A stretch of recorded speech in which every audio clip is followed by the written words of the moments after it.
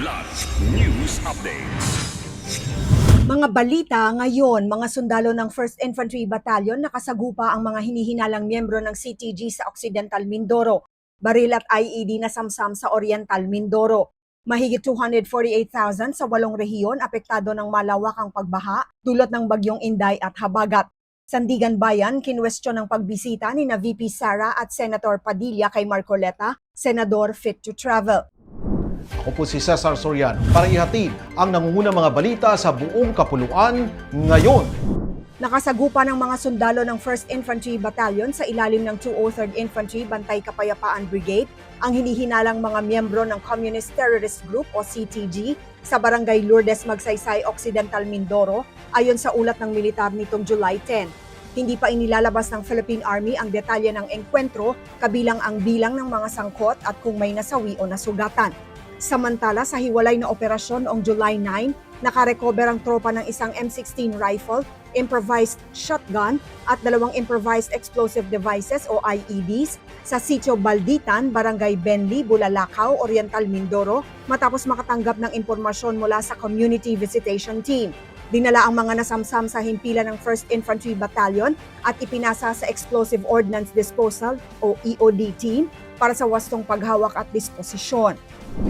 Umabot na sa 57,316 na mga pamilya o 248,676 na mga katao sa 8 rehiyon ang naapektuhan ng bagyong Inday at hanging habagat ayon sa DSWD DROMIC ngayong July 10, 6 a.m. Kabilang sa pinakamalubhang tinamaan ng pagbaha ang Maguindanao del Sur, Maguindanao del Norte, Sarangani at Bukidnon.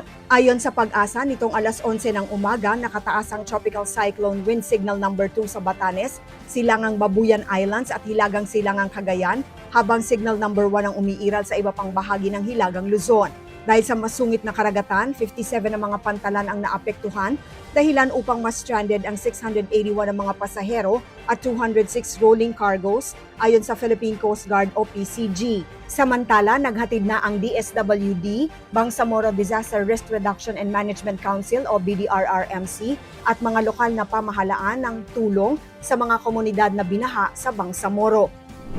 Kinwestiyon ng Sandigan Bayan 3rd Division sa pagdinig nitong July 10 ang naging desisyon ng Philippine National Police General Hospital o PNPGH na payagang bumisita sina Vice President Sara Duterte at Senator Robin Padilla kay Senator Rodante Marcoleta sa kabila ng rekomendasyong i-isolate siya dahil sa mild pneumonia.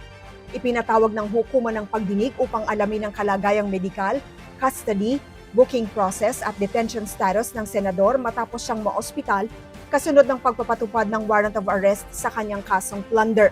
Sinabi ni Lieutenant Colonel Benali Bayani na fit to travel na si Marcoleta matapos bumuti ang kanyang kondisyon.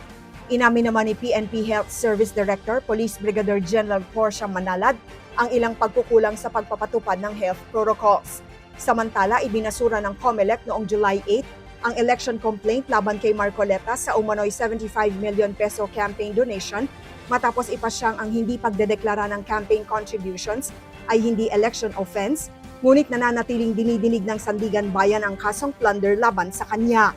Para sa Kidlat News Channel, ako si Rosalyn Sinchonco, nag-uulat. Ako po si Cesar Soriano, kasama nyo sa bawat pagputo ng balita.